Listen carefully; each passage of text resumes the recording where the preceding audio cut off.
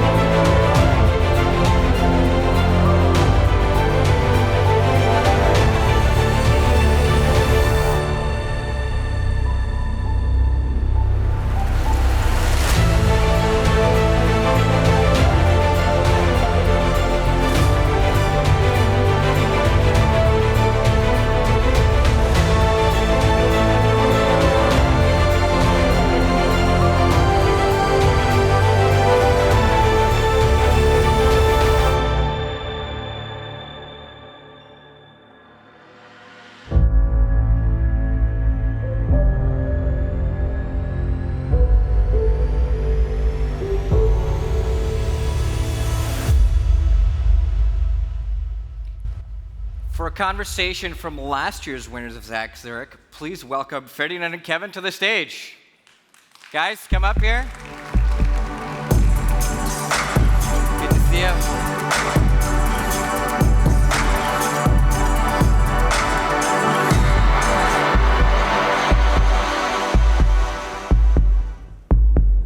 Thank you for taking the time to be here with us and talk a little bit about HackZurich. I'm especially excited and proud of this moment because we actually did quite a bit of work together in college, and a lot of what you're seeing here today came out of some of the things that we initially toyed with in college. So it's a real pleasure to have both of you here today.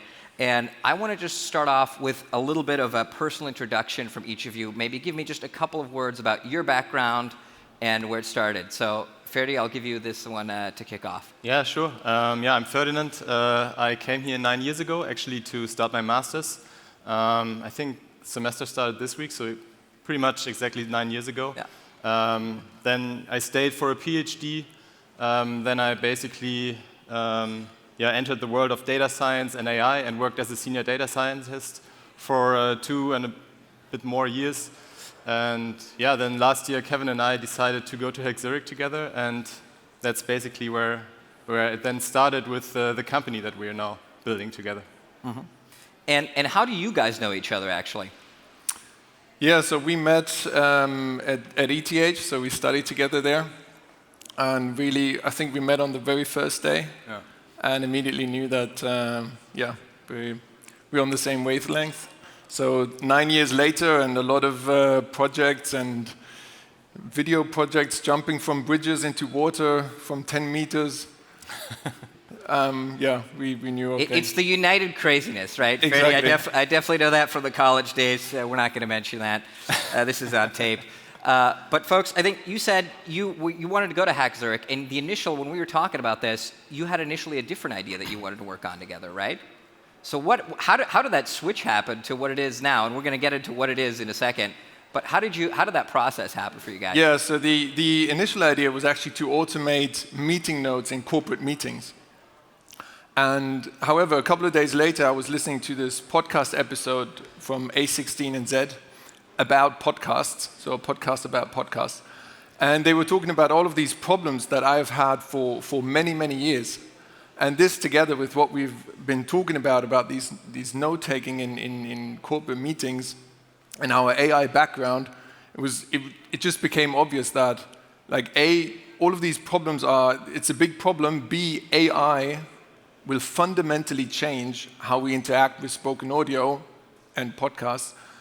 And the third point, we actually have the skills to tackle this problem.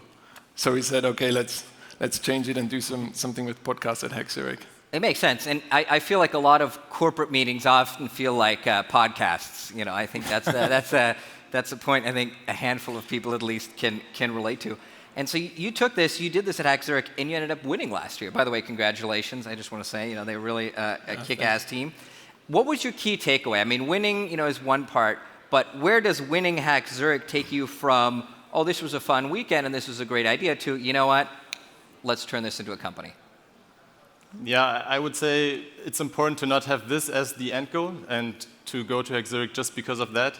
I mean, we mainly went there to work on something that we thought is really a problem also for ourselves and that we could solve.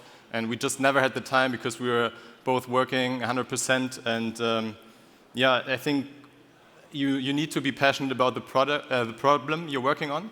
And then, the outcome can be that you win HackZurich and you start your own company. I think you can still also start your own company even if you don't win HackZurich.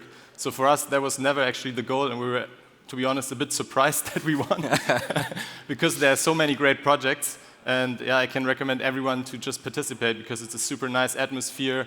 And just dedicating a whole weekend to work on a specific problem is a really cool experience. Yeah. I mean, I think you definitely deserve to win in that sense. I thought it was a great idea. In fact, I use the app now. I think it came out just about 6 weeks ago, you mentioned?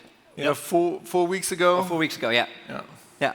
And I think the key takeaway is also from HackZurich, and we talked about this earlier, it's the demand, like the feedback you get, right? That's kind of one of the key elements. So regardless of whether you win or participate, the feedback is something that you can take with us on that. And you have a third co-founder, which almost joined the HackZurich team, right? If I caught this correctly? Yeah, exactly. So a friend of mine, I worked together with him for 5 years at a startup, and he's a magician when it comes to apps, front end. He's really the best. And we actually asked him whether he wants to participate in this crazy HackZurich project, and he really loved it, but he was on holidays that weekend. So he didn't join, but then when we started our own company, and he was actually on a sabbatical, he approached us saying like, hey, I'm a bit bored. Do you have something where I can just help you? And it was really in the beginning like that. He was just, the idea was that he would hack a bit every now and then. But after 2 weeks, we noticed like, okay, you're working full time on this, Mikhail. Are you sure that you want to find a new job at some point? And he said no. And that's how the three musketeers came together. I want to spend just a minute to talk about Snipped, right? So as I said, the app came out pretty recently. You said 4 weeks ago. How many of you downloaded the app? I see a few more. So by the end of this conversation, take out your phones. This is the only time. It's a great idea to do that. Give it a shot. Who listens to podcasts? Perfect. So you should definitely check it out. I used it on vacation just last week, and it's really a great tool so far. And you've got some additional steps coming in the future. So not just the summary aspect of Snipped, but maybe you can walk us through maybe what it does today and where you plan to go with this. Yeah, so today it's a podcast app to highlight, discover, and share the best moments inside of podcasts.